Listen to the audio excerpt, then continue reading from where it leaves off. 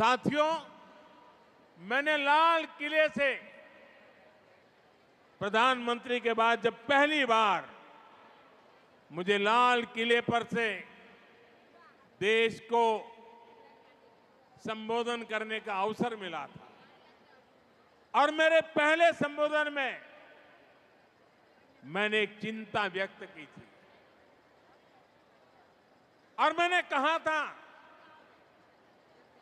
कि जब बेटी शाम को अगर देर से घर आती है तो मां और बाप दोनों उसे नोच लेते हैं। कहां गई थी, क्यों देर से आई, कहां थी, सैकड़ों सवाल पूछते हैं। और मैंने सवाल उठाया था कि बेटियां अगर बाहर से देर से आ जाए तो सैकड़ों सवाल तो पूछ लेते हो, लेकिन क्या कभी बेटा देर रात घर आता है तो कभी उसको भी तो पूछा करो, बेटे कहां गए थे तुम, किसके पास थे, क्या कर रहे थे। महिलाओं के खिलाफ होने वाले अपराधों को रोकने के लिए, एक बेहतर समाज बनाने के लिए ये बहुत जरूरी है। बीते दशक में हमने महिला सुरक्षा को बहुत बड़ी प्राथमिकता दी। उनके खिलाफ होने वाले अपराधों को रोकने के लिए नियम कानूनों को हमने और सख्त बनाया। महिलाओं के खिलाफ गंभीर अपराधों की तेजी से सुनवाई हो, दोषियों को तेजी से सजा हो, इसके लिए फास्ट ट्रैक कोर्ट्स का गठन किया गया। अभी तक ऐसी करीब 800 कोर्ट्स, 800 जेटली नवी कोर्ट देश भर में स्वीकृत की गई है और इनमें से ज्यादातर ने काम करना शुरू कर दिया। इनमें रैप और पॉस्को से जुड़े करीब 3 लाख केस तेजी से निपटाए गए।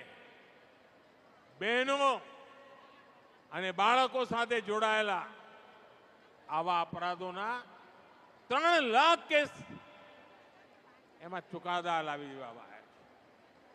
ये हमारी सरकार है जिसने रैप जैसे संगीन अपराध में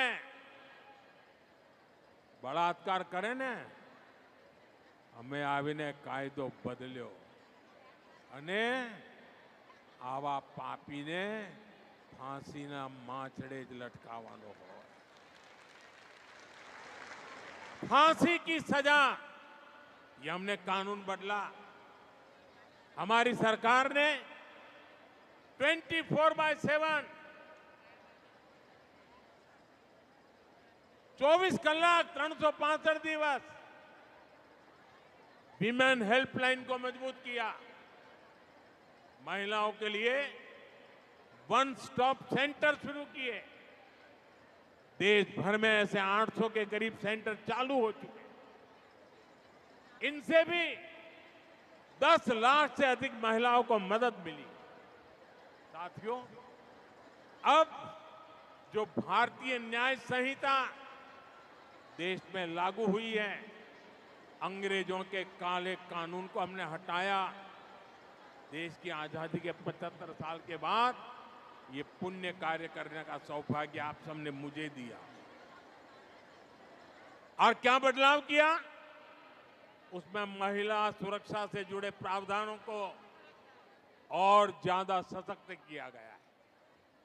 भारतीय न्याय संहिता में महिलाओं और बच्चों के खिलाफ अपराधों पर एक अलग अध्याय जोड़ा गया है। हम सभी की, पीड़ित बहनों की, समाज की ये शिकायत थी कि अपराध होने पर बेटियों को तारीख पर तारीख, तारीख पर तारीख यही सिलसिला चलता है। न्याय का लंबा इंतजार करना पड़ता है। भारतीय न्याय संहिता में इसका भी ध्यान रखा गया है। बलात्कार जैसे जघन्य अपराधों में 60 दिन के भीतर आरोप तय हो, 45 दिन के भीतर फैसला सुनाया जाए, ये व्यवस्था बनाई गई है। पहले पीड़ित को पुलिस थाने आकर एफआईआर करवानी पड़ती थी, पुलिस स्टेशन जरूर पड़े।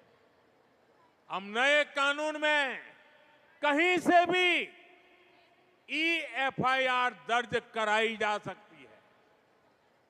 इससे पुलिस को भी फौरन कार्रवाई करने में आसानी होती है। जीरो एफआईआर के प्रावधान के तहत कोई भी महिला अपने ऊपर अत्याचार होने पर किसी भी पुलिस स्टेशन में एफआईआर दर्ज करा सकती है। एक और प्रावधान किया गया है कि अब रेप विक्टिम का बयान पुलिस ऑडियो वीडियो के माध्यम से भी दर्ज कर सकती है। इसे भी कानूनी मान्यता दी गई है। पहले मेडिकल रिपोर्ट में भी काफी समय लग जाता था, अब डॉक्टरों द्वारा मेडिकल रिपोर्ट आगे बढ़ाने के लिए भी 7 दिन का समय तय कर दिया गया है। इससे पीड़ित महिलाओं को काफी मदद मिल रही है। साथियों, ये जितने भी नए प्रावधान भारतीय न्याय संहिता में किए गए हैं, इनके परिणाम भी देखने को मिल रहे हैं। सूरत जिले का ही एक उदाहरण है। पिछले साल अक्टूबर में वहां एक बेटी के साथ गैंग रेप की दुखद वार्ता हुई। वारदात गंभीर थी। भारतीय न्याय संहिता के बाद इस केस में सिर्फ 15 दिन के भीतर आरोप तय हुए और कुछ सप्ताह पहले दोषियों को उम्र कैद की सजा भी हो गई। 15 દિવસ में પોલીસે કામ પૂરું કર્યું, ન્યાયની પ્રક્રિયા ચાલી અને ટૂંકા ગાળામાં જન્મટીપની સજાએ થઈ ગઈ। भारतीय न्याय संहिता लागू होने के बाद देश भर में महिलाओं के खिलाफ अपराधों की सुनवाई में बहुत तेजी से आई है।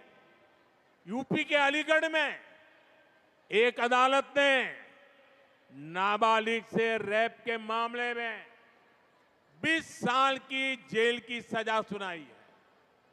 ये यूपी में भारतीय न्याय संहिता के तहत पहली सजा है जिसमें आरोप पत्र दाखिल होने के 30 दिन के भीतर सजा सुनाई गई।